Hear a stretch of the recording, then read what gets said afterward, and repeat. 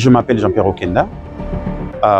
Je suis dans ce cadre ici comme consultant pour le compte de Ressources Maras, où j'accompagne avec l'équipe la rédaction ou la production d'un livre blanc sur la gestion des minéraux stratégiques de la RDC. Aujourd'hui, c'est à la fois donc un forum qui s'ouvre aujourd'hui en 3 jours, au cours duquel nous rendons en réalité de réflexions qui ont été menées. Nous le rendons aux parties prenantes au niveau de la RDC et en même temps, quand même, recueillir le retour d'informations de parties prenantes au niveau de la RDC. Et quand je parle parties prenantes ici, vous voyez tous ces experts du gouvernement, du secteur privé et de la société civile. Mais en gros, lorsque je parle d'arrondi, de quoi s'agit-il? De qu'est-ce qu'on a survolé aujourd'hui? Aujourd'hui, en réalité, la méthode a été faite à ce que nous puissions regarder, mener une analyse en ce qu'on appelle une recherche analytique pour devoir susciter des réflexions au niveau de la RDC qui permettent à informer les gouvernements à devoir et donc adopter une stratégie nationale qui va permettre à la RDC de pouvoir capter les opportunités qui sont inhérentes à la gestion des minéraux critiques qui sont dopés par la transition énergétique. Donc, en fait, c'est de cela qu'il s'agit. Et donc, il n'est pas seulement question de devoir capter les opportunités, mais il y a une question d'approfondir, d'être conscient suffisamment donc sur les défis qui peuvent entraver que la RDC puisse effectivement donc capter ces opportunités-là. C'est ce que vous avez vu aujourd'hui. Et donc, on a parcouru aujourd'hui, suivant une méthode qui a été proposée, c'est la méthode qui consiste à produire des briefings, c'est-à-dire des notes d'information pour les participants.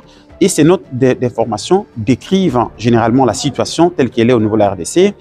Elle essaie de suggérer des options là-dessus, mais surtout, elles permettent de poser des options aux parties prenantes pour que le participant se prononce en faveur de telle ou telle autre option. Je prends un exemple justement de du dernier panel que vous avez vu aujourd'hui. Le dernier panel a consisté à comprendre justement ce défi et comment la RDC peut arriver à maîtriser ses exportations. Pourquoi?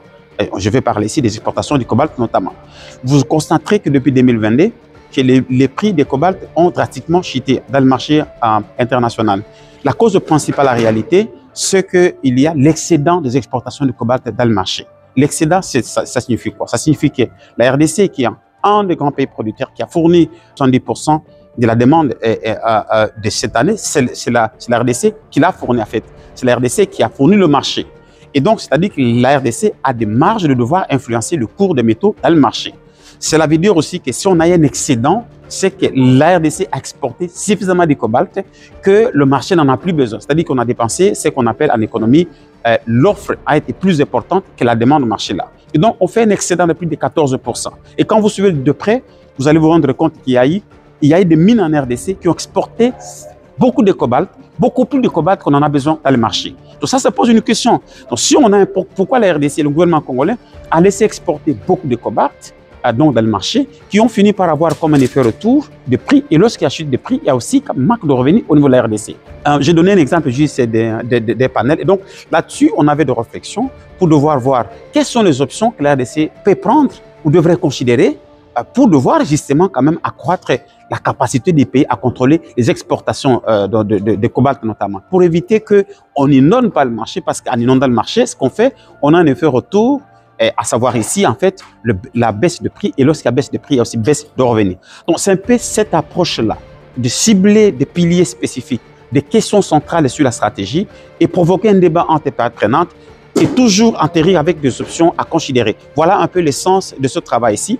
Et nous en aurons pour aujourd'hui, demain et le lendemain. Et nous espérons qu'à la fin, quand même, nous aurons suffisamment de retours et qu'en fait de compte, il y aura un document que nous allons produire qui va informer de réflexions beaucoup plus approfondies du gouvernement congolais dans le sens de doter le pays d'une stratégie et permettre au pays de prendre l'avantage de sa dotation naturelle en termes de ressources en minéraux stratégiques. Voilà un peu l'essentiel.